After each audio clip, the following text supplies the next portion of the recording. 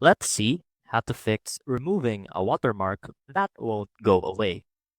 So first off, we want to open Microsoft Word.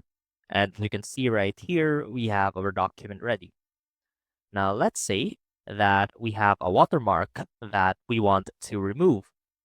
So let's first go ahead and add our watermark to our document. And right here, you can see our watermark. And you'll notice that we're not able to highlight or select this watermark since it's not part of the front layer of our document. And so what we can do are two things.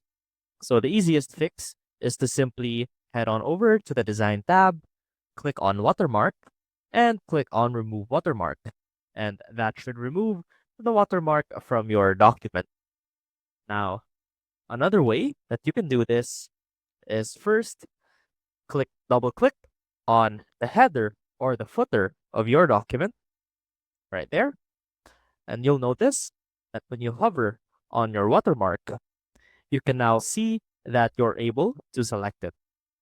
And from here, it is now an image, and you can now adjust or even remove your watermark from this document.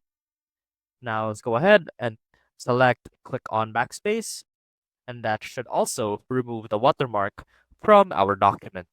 I hope this helped, and I will see you soon.